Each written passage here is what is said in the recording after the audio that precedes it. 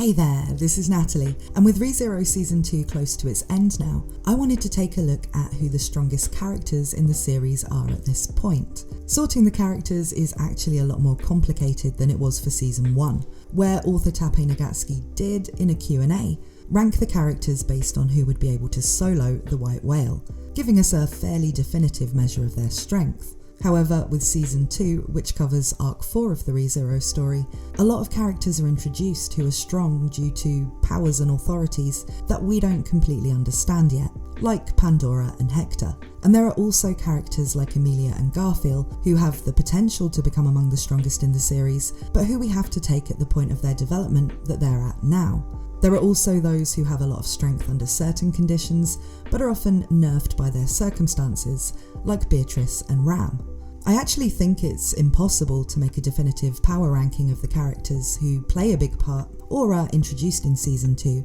with just the information we have, so this isn't going to be a tier list so much as a discussion of comparative strength, and do feel free to argue with it or let me know your thoughts in the comments. Please also consider subscribing for more ReZero analysis, theories and discussion, as I upload several new videos a week covering both the anime and the web novel. This video won't contain any spoilers from beyond Season 2, but there will be some extra information that wasn't in the anime from cut content and other ReZero lore.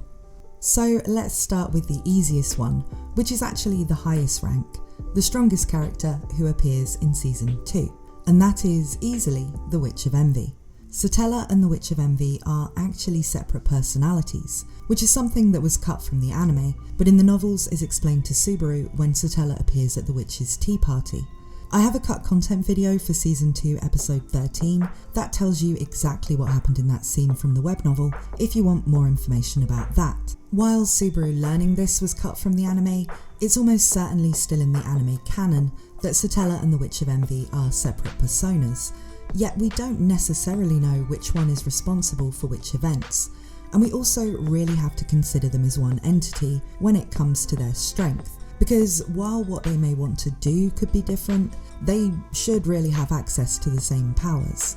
We don't understand exactly what she can do, but Satella was listed by the author as one character who couldn't be beaten by Reinhard, who we can really take as the benchmark for strength in the ReZero world, though as he doesn't appear in Season 2, that's all we're going to be using him for here. Tape described a theoretical fight between Reinhard and Satella as like a 1000-day move in shogi, which basically describes a stalemate where two opponents will have to keep repeating an infinite loop of actions, because to do anything else would put them at an instant disadvantage. This is likely due to things Tape knows about the compatibility between their abilities and fighting styles, but what we know is, when the Witch of Envy appeared in the Sanctuary, Garfiel, who we know to be a very strong fighter, could do basically nothing against her, and Roswaal, who's ranked as someone who could solo the White Whale, didn't seem like he thought he would have stood a chance if he'd chosen to fight either.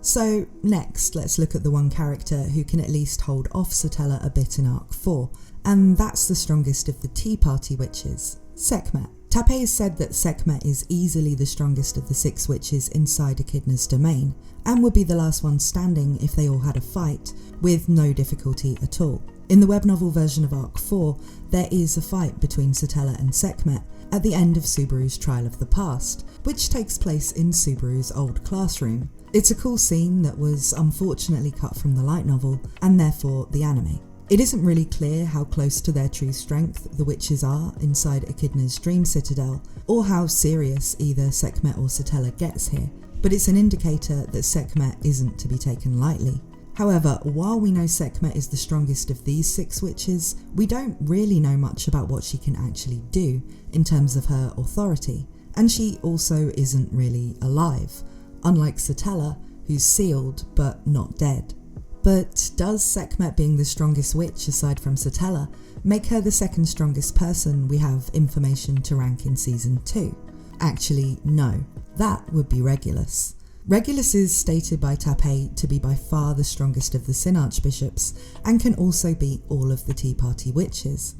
The thing with Regulus is that while his combat ability is, in reality, just that of a normal man, his authorities make him unbeatable unless you know how they work, and have prepared a way to stop them working, which is far from easy. If those conditions aren't in place, he can't be beaten, even by Reinhard. This makes him the second strongest character we have enough information to rank, but of course we do see him get bullied by Pandora, who we don't have enough information to rank, but who is likely to be a similar case to Regulus, where her actual combat strength is low, but her powers make her impossible to beat unless her opponent knows how they work and comes up with a way to counter them. This situational aspect to a lot of Witch Factor users is what makes a normal power ranking, like we can do for less tricky characters, like the Knights or Garfiel, basically impossible, but also creates the potential for a lot of interesting matchups later in the story. Regulus is also notable in that, unlike Pandora and Hector,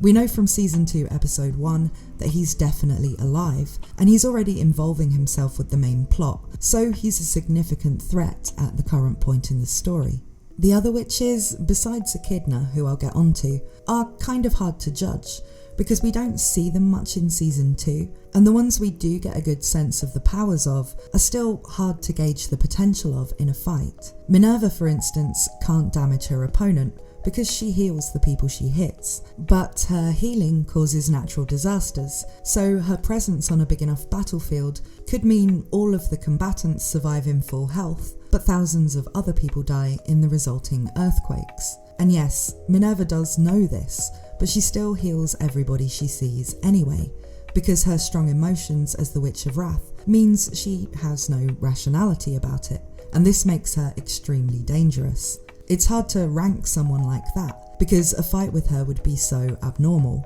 Daphne, the Witch of Gluttony, can make you lose your sanity and believe you're starving, which leads to Subaru eating his own hand in the web novel. Another scene I made a cut content video about if you're interested. She can do this with just a quick look into one of her eyes, and Echidna implies her other eye is even worse. Typhon can insta-kill people she judges as guilty, and while all we see Carmilla do is appear to Subaru as Rem, the implications of this ability in a fight would depend on a lot of things we don't know. Still, because for now at least, these witches are not really a part of the real world, and don't seem to be able to fight or harm anybody outside of Echidna's domain, it doesn't seem too important to be able to rank them compared to other characters. So other than Echidna and Sekhmet, just because we know her level from the author, let's leave the other 4 Tea Party witches as unknown, but very serious.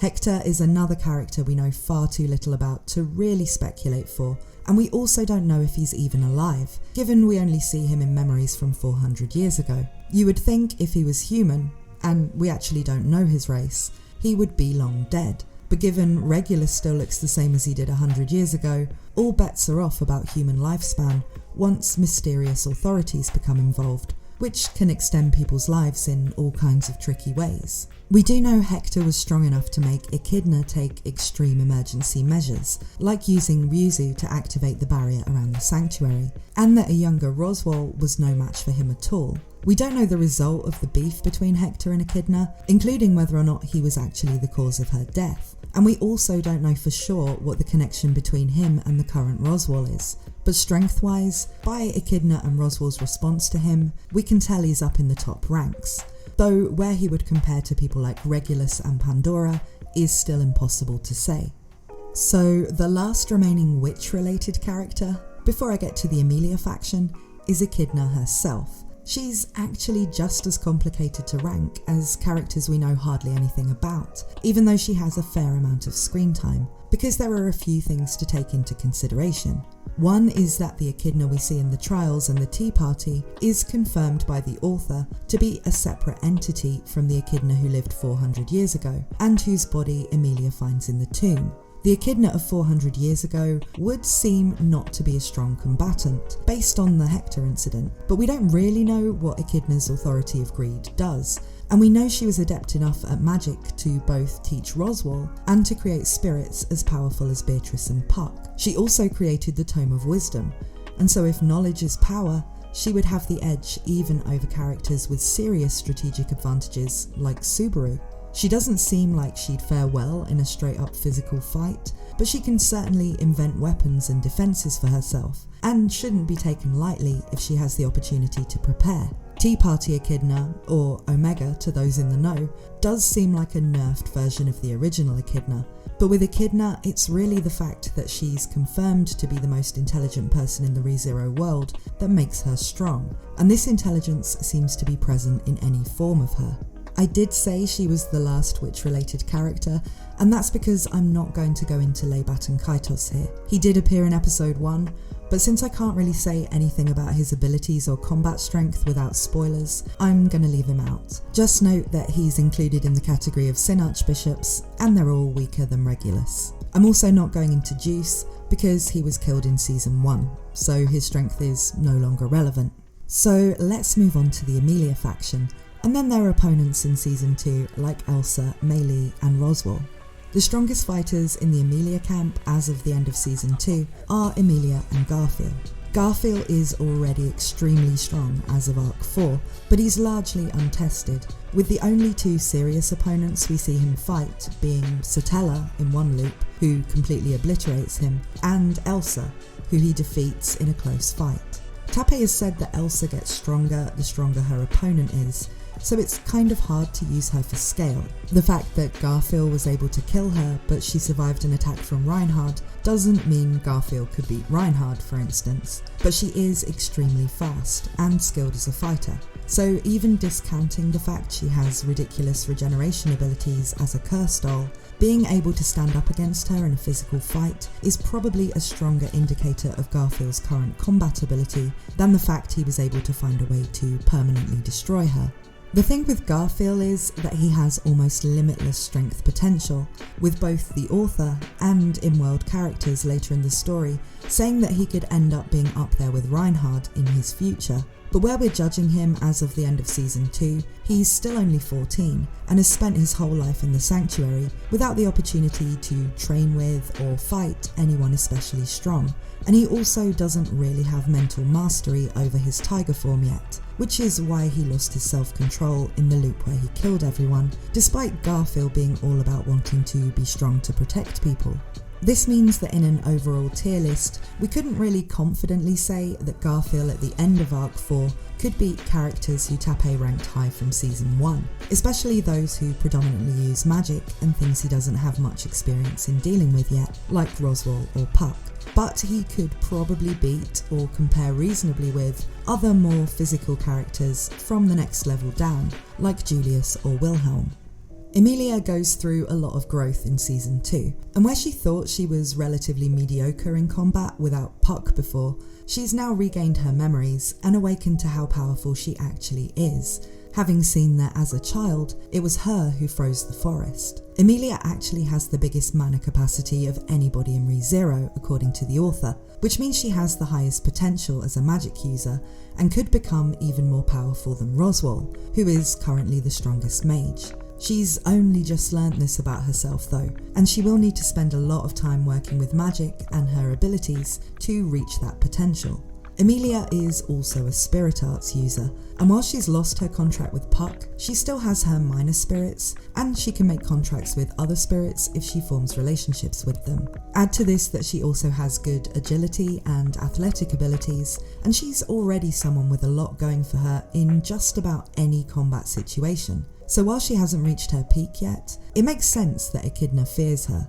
For now, she would still probably rank below Roswaal, but she would have probably risen to be equal or better than previously stronger royal selection candidates Priscilla and Pre-Amnesia Crush. Tappei has said that Emilia will go through 3 big heroine transformations, and what we see in Season 2 is the first of those. She can build on what she already has here to refine her use of magic and grow a lot more even before her next big development. So if we consider Garfiel's potential to be up there with Reinhard, Emilia's is probably up there with Satella. Then we have Ram. Ram's strength hasn't really changed from Season 1, so there's not much to say here. Tappei stated that if Ram still had her horn, she would be second only to Reinhard in strength as an adult, where she's the reincarnation of the Oni god. But without her horn to process mana, Ram is seriously nerfed, and basically has these kind of shackles she puts on her Oni strength, which she can remove briefly to fight a strong opponent,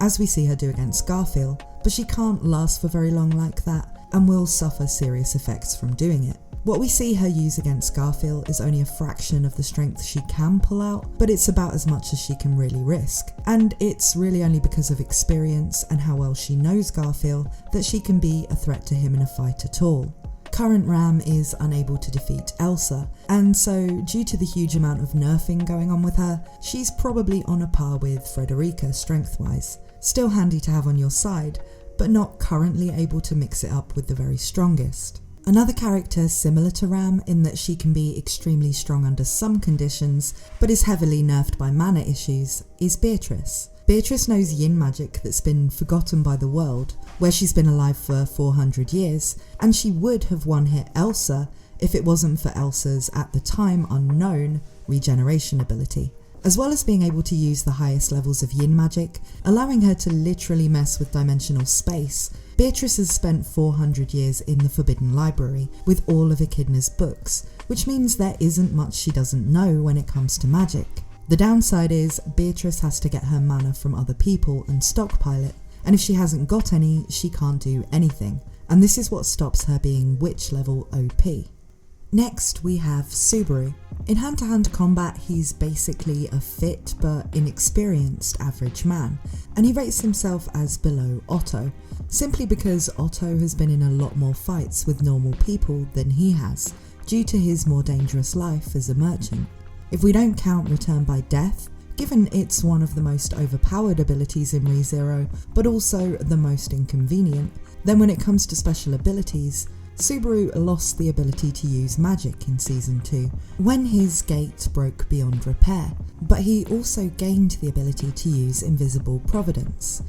Now, Invisible Providence is a useful combat ability, but Subaru in Arc 4 is nowhere close to being able to use it as powerfully as Petaljuice could use his version, Unseen Hand. And Subaru also gets a dark and unpleasant feeling when he uses it, and that's something he can never really get used to. So think of it more as a trump card he can use occasionally than something he'll be throwing around all the time in any combat situation, like the Sin Archbishop of Sloth. The other upgrade to Subaru in Season 2 is of course gaining Biko, but with her limitations, this is not something that's going to instantly make him considerably stronger for most situations. Next there's Otto, and as I just said, in normal fights against normal people like bandits or whatever, Otto can hold his own, but since he's no longer living the life of a travelling merchant and is instead surrounded by people like Garfiel, Emilia and Roswaal, his combat ability has to be seen as very low. He becomes a much stronger opponent if he has a chance to prepare though, and his divine protection can be used to get animals to fight alongside him. Still, his power is only to communicate with non-human creatures. He can't charm or control them, and would still have to persuade them to help him, making it less effective for fighting than what melee can do with witch beasts, though more useful for things like spying. Otto is definitely one of the lowest tier fighters, and would rank just above proper non-combatants we see in this season, like Petra and the sentient Ryuzu Maya clones, but from a planning and strategy perspective, he ranks very high. The only character it's probably fair to compare him to is Subaru then, and where he's slightly better both in one-on-one physical combat and strategic thinking, he's less advantaged strategically than Subaru can be in loops he's already seen, so they end up about even. Working together, especially with the additional information and insight that Beatrice can bring to the table,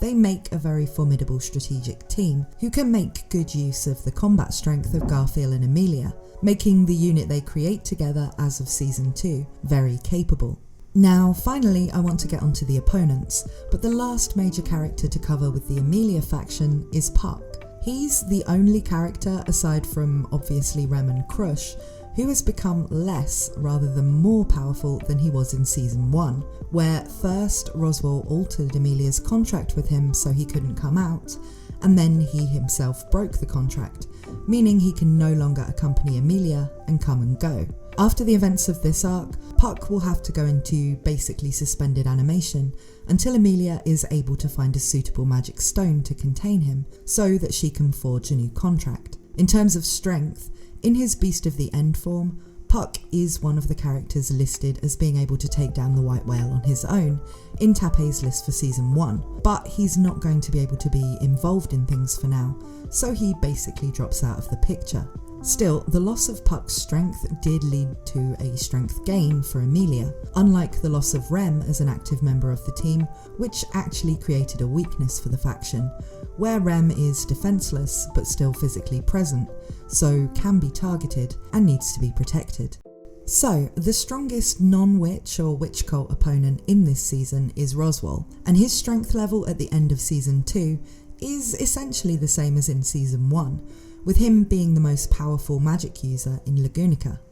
He has lost the guidance of his gospel, but this doesn't affect his actual combat strength, only what he might use it for. We've never really seen the limits of what Roswaal can do in combat, but we know he has achieved things with magic that other strong magic users can't do, like being able to fly, and even locally control the weather. He can use all 6 magical elements, and is the strongest user in Lagunica of fire, earth and wind magic, though the strongest water magic user is Felix. This talent, combined with 400 years of honing his skills, makes him extremely powerful, and he's intelligent too, making his only real weakness his mindset. Of the major players in this arc, he is the strongest of the non-witch characters, currently a cut above Garfiel and Emilia, though it's a gap they're both likely to close. Then we have Elsa. As a pure physical opponent, she is very strong and would pose an obstacle to any physical fighter in this story,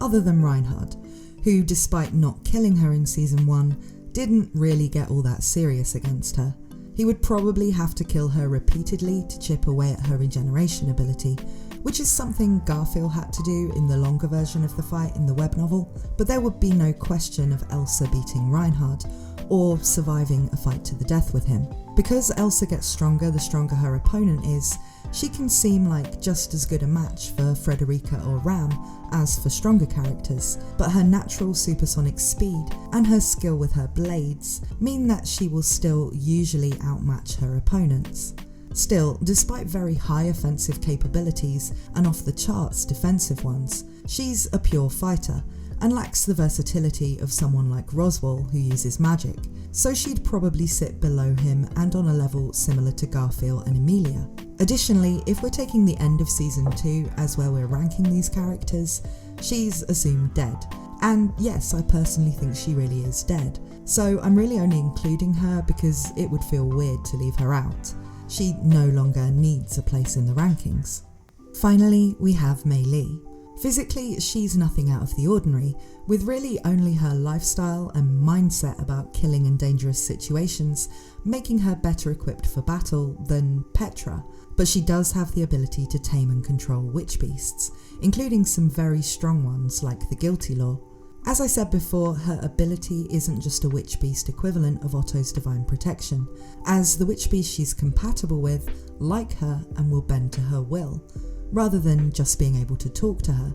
So combat-wise, it can be pretty incredible, but of course, if there are no witch beasts around, she's just a young girl and can't do anything much. Mei Li is more of a specialist than a warrior, and so while she can present problems as an opponent, realistically, she'd need to be ranked lower than Otto and Subaru. So there you have it. That's a detailed assessment of the strongest characters in ReZero Season 2. Let me know what you think in the comments, and once again, please like this video and subscribe if you enjoy this kind of ReZero content, as I have plenty more ReZero videos on the channel, and it really helps me out if you subscribe. Thank you for watching, and I hope to see you again very soon.